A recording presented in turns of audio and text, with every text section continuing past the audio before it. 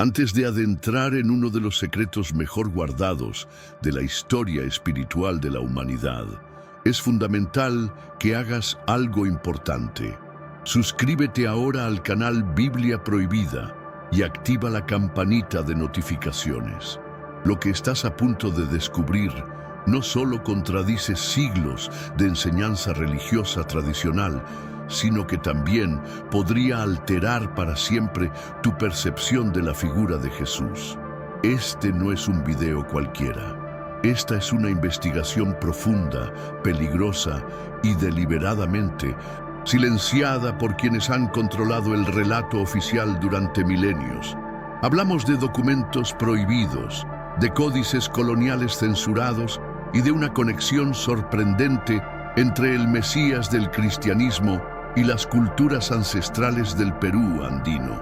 ¿Cómo es posible que existan leyendas locales que describen a un hombre de túnica blanca, con barba, que predicaba amor, sanaba con las manos y hablaba del reino celestial, mucho antes de la llegada de los españoles?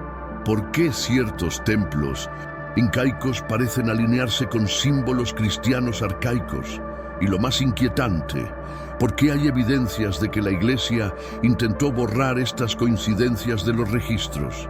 Si este conocimiento sagrado te intriga, y si sientes que hay más verdad por descubrir en las montañas sagradas del Perú, quédate hasta el final, porque podrías estar frente a una revelación divina que fue enterrada por siglos.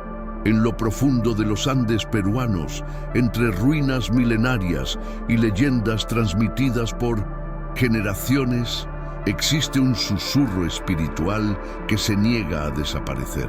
Un murmullo que habla de un hombre sagrado, un forastero de piel clara y corazón luminoso, que caminó entre los pueblos originarios mucho antes de que se hablara del cristianismo en América.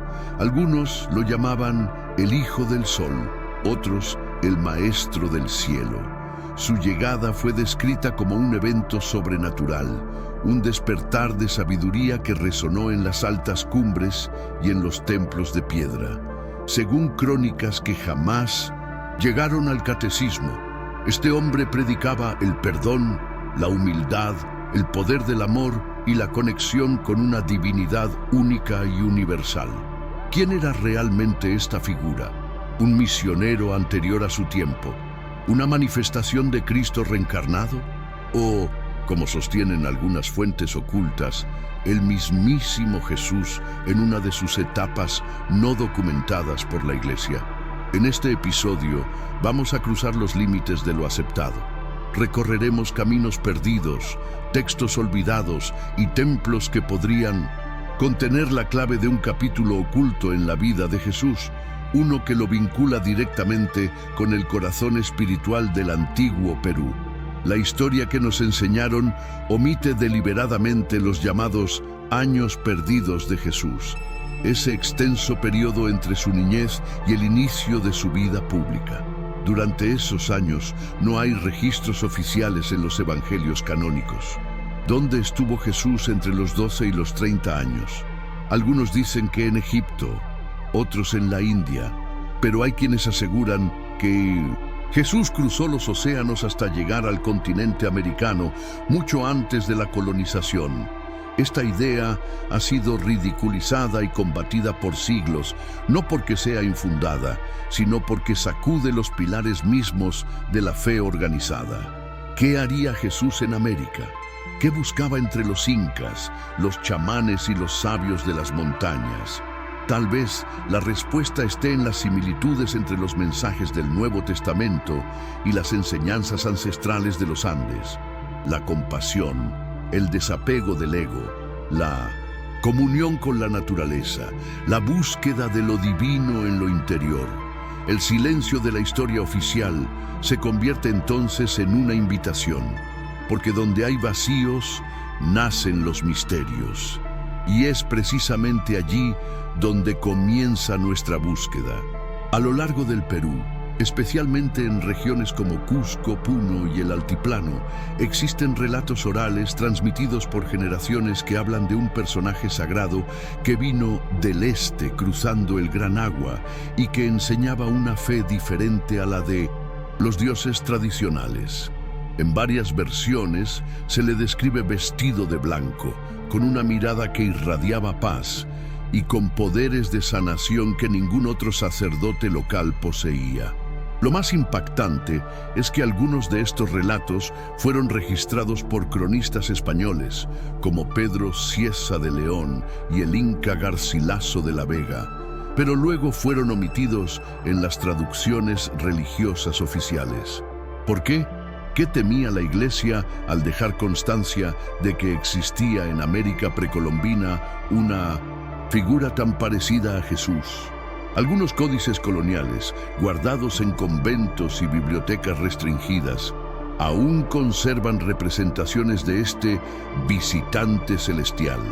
Y lo que revelan podría cambiar no solo lo que pensamos sobre la historia de Jesús, sino también sobre la historia espiritual de toda América Latina. Los evangelios canónicos, Mateo, Marcos, Lucas y Juan, ofrecen un retrato sorprendentemente fragmentado de la vida de Jesús. Su infancia está marcada por episodios puntuales.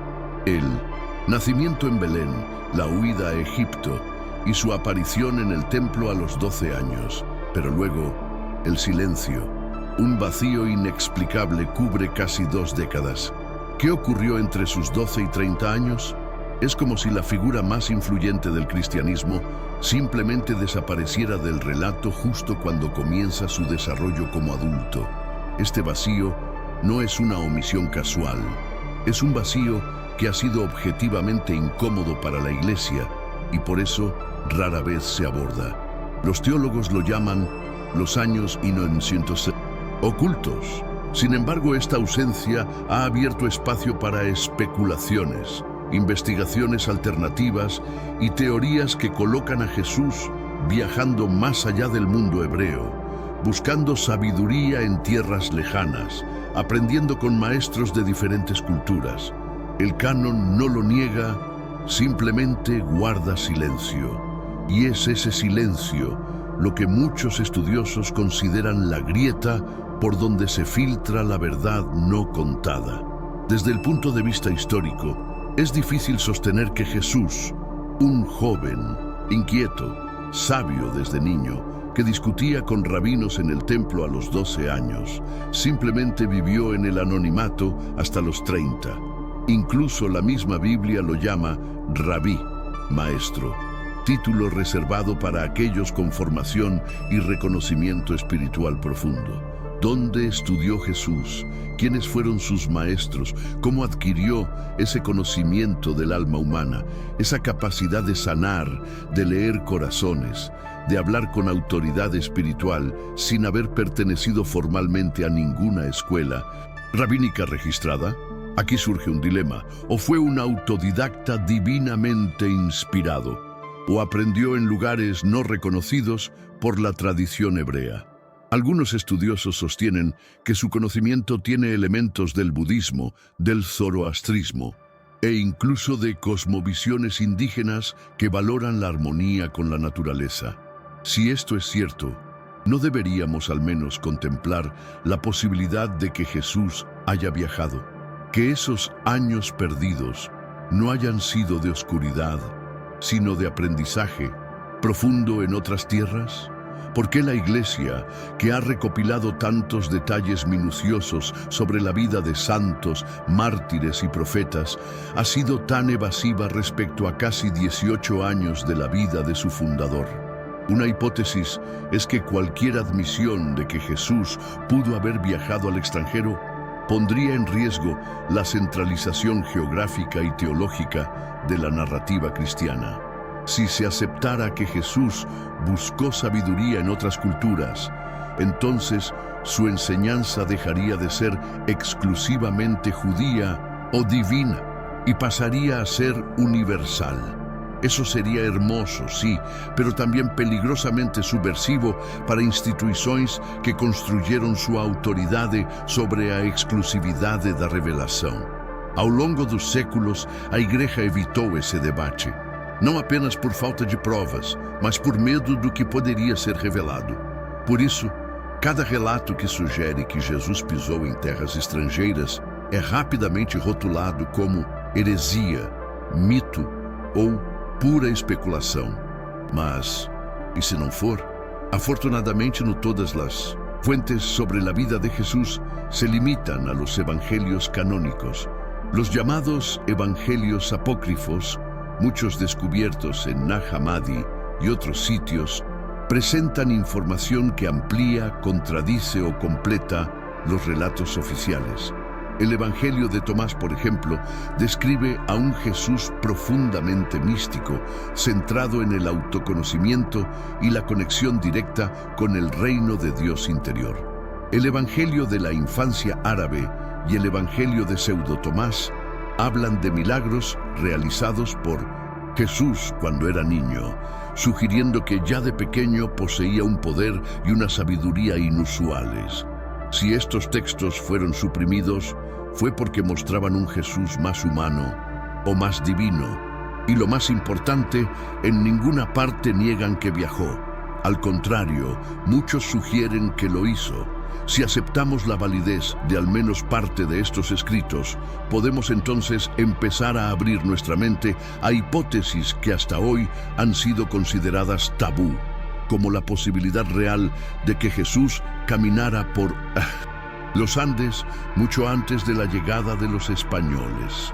En pleno siglo XVII, un grupo de misioneros jesuitas en el Virreinato del Perú redactó un informe confidencial destinado a Roma.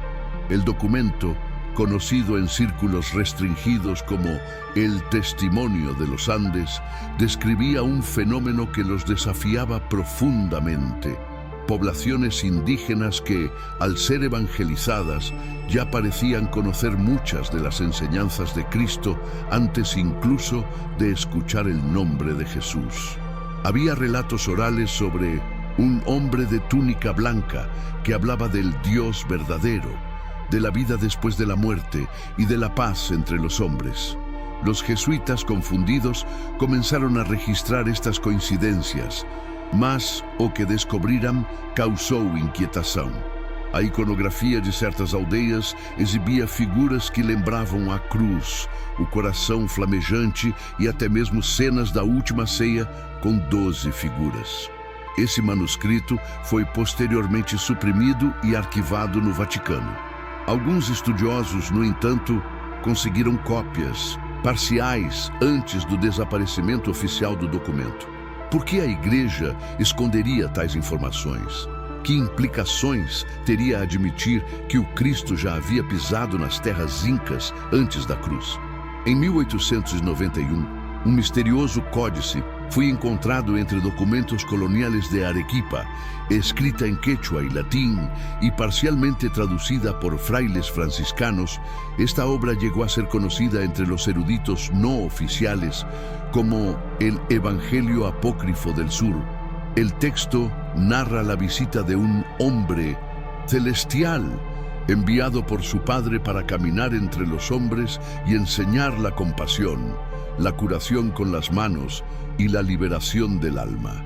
El estilo y el lenguaje recuerdan a los evangelios gnósticos, especialmente a los de Tomás y Felipe.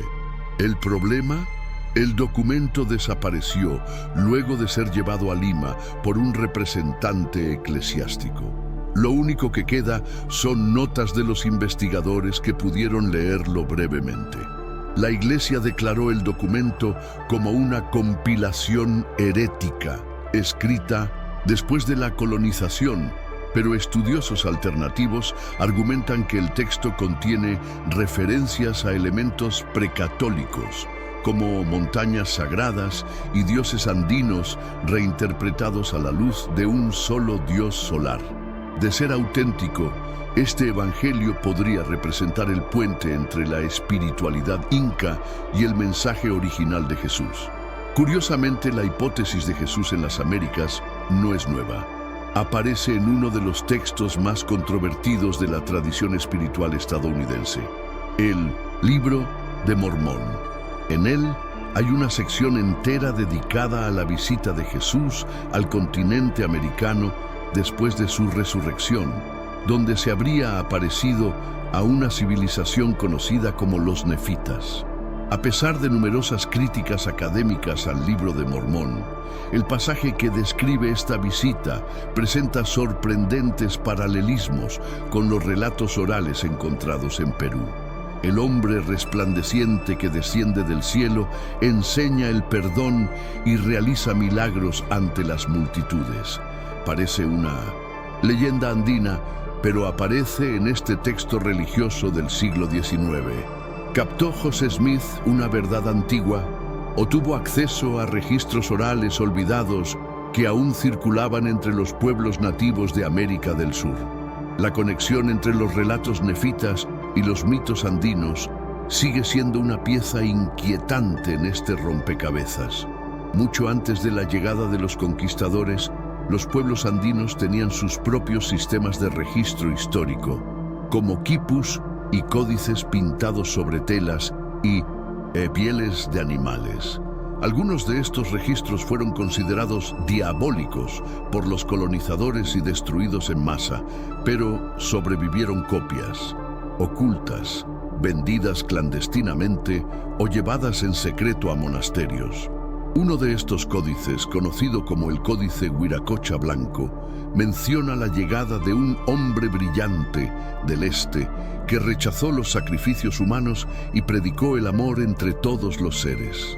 Fue recibido como una reencarnación del propio Viracocha, el dios creador.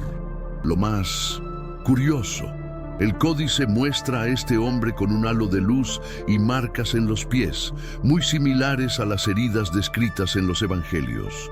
¿Coincidencia? ¿O una representación temprana de Cristo, registrada por una civilización que aún no conocía la cruz, pero que reconocía su esencia? Las misteriosas líneas de Nazca, trazadas a lo largo del desierto costero del sur de Perú, han sido objeto de fascinación y especulación durante décadas. Algunas de estas figuras gigantescas, visibles solo desde arriba, representan animales, humanos estilizados y símbolos geométricos que parecen apuntar a constelaciones. Pero hay algo que pocos mencionan. Entre los dibujos hay un símbolo similar a una cruz de brazos iguales, que data de mucho antes de la llegada de los españoles. Para algunos estudiosos de la arqueoastronomía, este patrón, conocido como cruz andina o chacana, representa la conexión entre el cielo y la tierra. Curiosamente, los mismos elementos están presentes en el simbolismo cristiano antiguo: la cruz, los 4 puntos cardinales, el centro como portal divino. Es más, algunas líneas parecen apuntar directamente al solsticio de invierno, una fecha cercana al nacimiento de Cristo, según algunos estudiosos. ¿Fue una coincidencia o un mensaje codificado dejado por un mensajero celestial que pasó y dejó enseñanzas ocultas que serían descubiertas milenios después? Cusco, el ombligo del mundo inca, guarda secretos que desafían toda explicación lógica. Los muros de Sacsayhuamán, por ejemplo, están formados por bloques de piedra perfectamente encajados. Algunos de ellos pesan más de 100 toneladas que ni siquiera la tecnología moderna podría mover fácilmente. Pero no es solo la ingeniería lo que impresiona. En algunas piedras se encontraron relieves que recuerdan escenas de la crucifixión, corazones en llamas y figuras humanas con halos de luz. Aunque los arqueólogos oficiales insisten en que son meros símbolos religiosos andinos, algunos ven en estas imágenes ecos de la iconografía cristiana que no podrían estar allí, a menos que hubieran sido inspirados por un contacto anterior. Algunas estructuras de la región, como el Coricancha, el Templo del Sol, tienen una orientación solar y simbólica que remite directamente a la idea de un solo Dios y una luz central. Surge la pregunta, ¿de dónde sacaron los incas esta idea, tan alineada con la concepción cristiana, si recién llegaría siglos después? Entre los símbolos más intrigantes encontrados, en textiles, cerámicas e inscripciones prehispánicas, se encuentra el llamado corazón ardiente, usualmente representado con rayos llameantes a su alrededor, como si irradiara energía espiritual. Para los incas, el corazón era el centro del alma y la sabiduría, y muchos rituales buscaban la conexión directa con el sol interior. Siglos después, la Iglesia Católica adoptaría el símbolo del Sagrado Corazón de Jesús, una imagen casi idéntica, como uno de los mayores iconos de la fe. ¿Coincidencia o apropiación? Algunos registros indican que los primeros sacerdotes que llegaron al Perú quedaron impactados al ver este símbolo en los altares andinos y pronto lo reinterpretaron a la luz del cristianismo europeo. Pero ¿qué pasaría si la inspiración fuera al revés? ¿Y si el símbolo del corazón ardiente ya estuviera entre los andinos por influencia de alguien que pasó por allí mucho antes? Alguien que predicaba el amor como esencia divina y utilizaba el corazón como puerta de entrada a la verdad espiritual. Otro punto de convergencia simbólica está en las montañas sagradas. Los incas creían que los apus, espíritus ancestrales, habitaban en las alturas y que era en las montañas donde la divinidad se manifestaba con mayor claridad. Muchos de sus templos y centros ceremoniales, como Machu Picchu y Choquequirao, fueron construidos en lugares elevados, accesibles solo por estrechos caminos simbólicos de ascensión espiritual. Esta creencia tiene una fuerte resonancia en los Evangelios, donde Jesús se retiraba al Monte de los Olivos para orar y encontrarse con Dios. Esta asociación entre altura, soledad y revelación espiritual aparece tanto en el antiguo Perú como en la Biblia.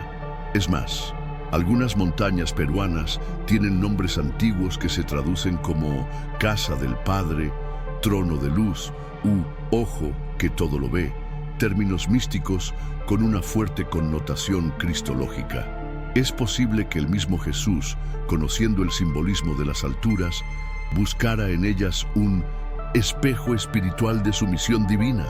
¿Podrían estas montañas peruanas ser parte de una peregrinación olvidada de Cristo antes de su vida pública en Judea? Cuando los conquistadores españoles llegaron a Sudamérica, no solo impusieron su autoridad militar, sino que iniciaron una verdadera cruzada contra los conocimientos ancestrales.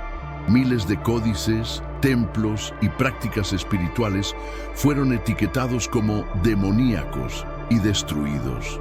Los sacerdotes e inquisidores organizaron hogueras de libros, rituales públicos de conversión y campañas de borrado cultural. ¿Pero por qué?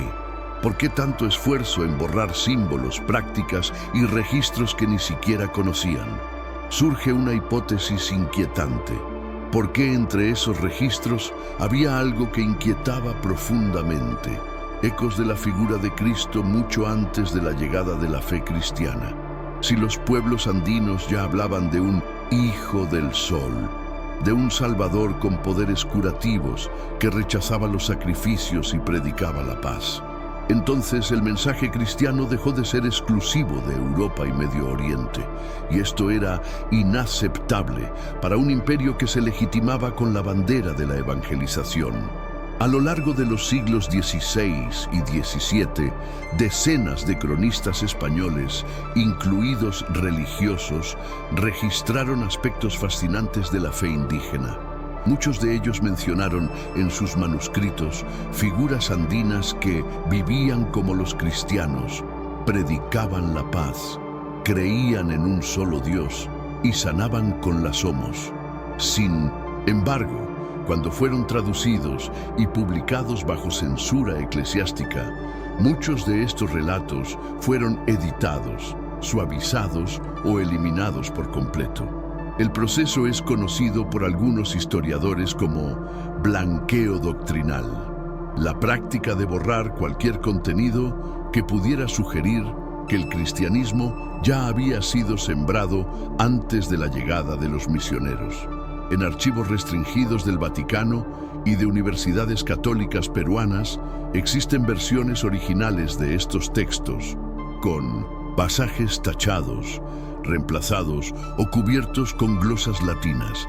Es como si alguien hubiera querido deliberadamente que nunca supiéramos de la visita de un santo a las tierras andinas antes del siglo XVI. ¿Quién era este hombre?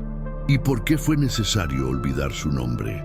Una de las conexiones más incómodas para la teología oficial es la similitud entre la figura de Viracocha, el dios creador inca, y la descripción espiritual de Jesús.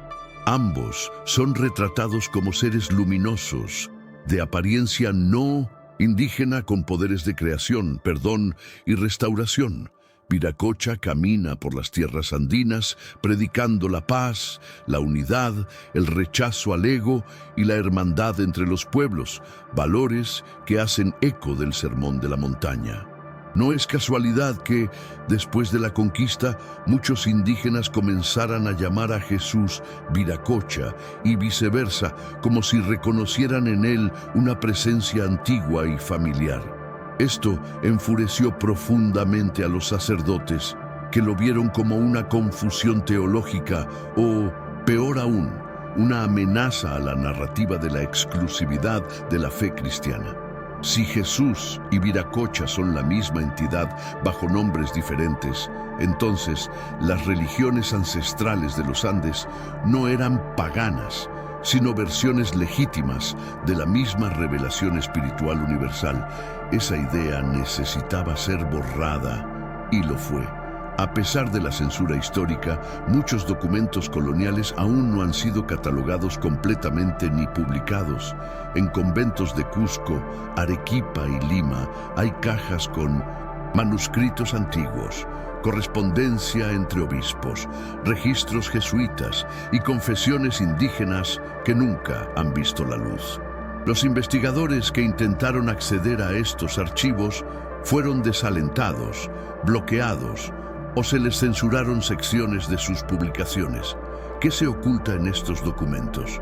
Hay quienes afirman que algunos de ellos describen detalladamente encuentros entre sabios andinos y hombres de luz, salidos del mar, con símbolos de Cristo en sus manos. Otros hablan de mapas y rutas marítimas ancestrales que comunicarían la costa peruana con tierras orientales, sugiriendo la posibilidad real de cruces precolombinos. El misterio reside en los sótanos de las bibliotecas eclesiásticas, pero también en el silencio que las rodea. Porque quizás reconocer que Jesús estuvo en el Perú significa reconocer que la verdad trasciende fronteras, dogmas y cronologías impuestas. Si aceptamos, aunque sea por un instante, que Jesús estuvo en el Perú ancestral, entonces debemos aceptar también que su mensaje no pertenece a una sola religión, lengua o continente. Es un mensaje de despertar, de conexión interior, de reconciliación con lo divino a través del amor. Las enseñanzas andinas que hablan del equilibrio, del respeto por la Pachamama, del poder del corazón sobre el ego, no contradicen a Jesús, lo complementan.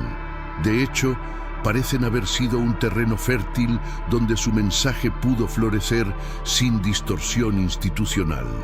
Un Jesús que caminó por los Andes no sería un misionero forzando conversiones, sino un peregrino de luz, un sembrador de conciencia. En ese contexto, su paso por el Perú no sería una anomalía histórica, sino parte de su misión eterna: llevar la verdad a todos los rincones donde el alma humana clama por sentido, por sanación, por conexión con lo eterno. Diversos sabios andinos sostienen que la cosmovisión inca ya contenía códigos espirituales universales: el respeto por el otro, Aini, la armonía entre cielo y tierra, y la noción de que el alma es un reflejo de la divinidad solar. Estas ideas resuenan profundamente con el mensaje de Cristo. Algunos incluso afirman que el símbolo del Inti, el sol, no era un dios literal, sino una representación del Cristo solar, del Verbo luminoso que habita en todos los seres. ¿Y si Jesús no vino a imponer una fe, sino a recordarles a los pueblos originarios algo que ya sabían desde los tiempos más antiguos? Quizá por eso tantos indígenas aceptaron rápidamente los relatos cristianos, no porque fueron conquistados, sino porque algo en su interior reconocía la verdad detrás del nombre de Jesús.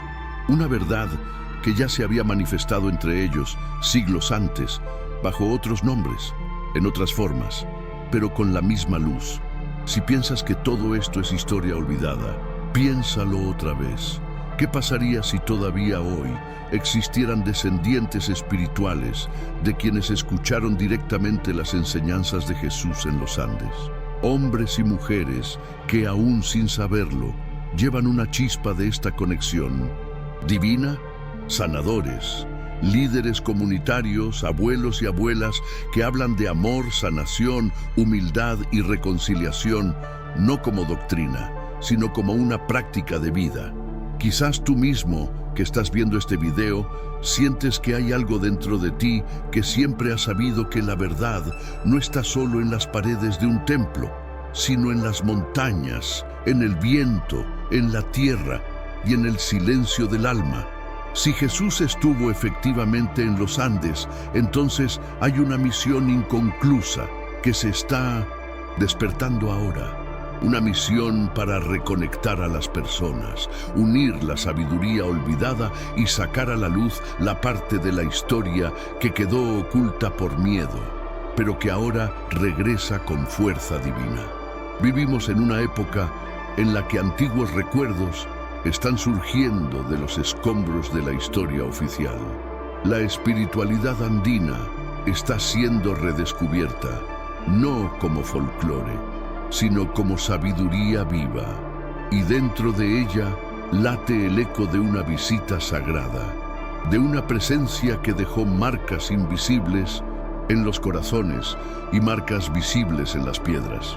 Cuando miramos Machu Picchu, las cruces incas, las historias de hombres luminosos que curaban con sus manos, tal vez estemos ante fragmentos de una verdad mayor, una verdad que dice: Jesús no vino solo para un pueblo, sino para todos los que tienen ojos para ver y corazón para recordar. Su paso por el Perú no necesita pruebas arqueológicas definitivas para ser válido. Basta que su mensaje esté vivo, y ella lo es. En los Andes, en las tradiciones, en los sueños de quienes sienten que hay más entre el cielo y la tierra de lo que nos han enseñado. La memoria sagrada está regresando, y tú eres parte de ello.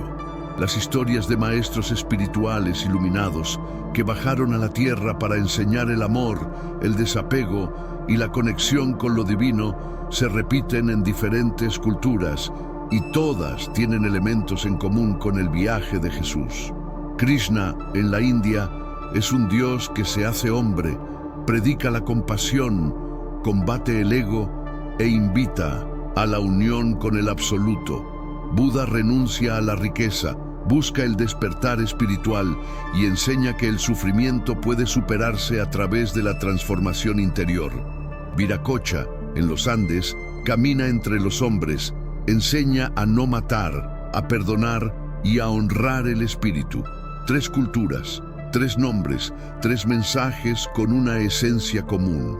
La pregunta ya no es si Jesús pasó por el Perú, sino si todos estos maestros fueron manifestaciones del mismo Logos, de la misma inteligencia divina que visita la tierra en distintos momentos, con distintos rostros, para reavivar la luz que la humanidad se empeña en apagar.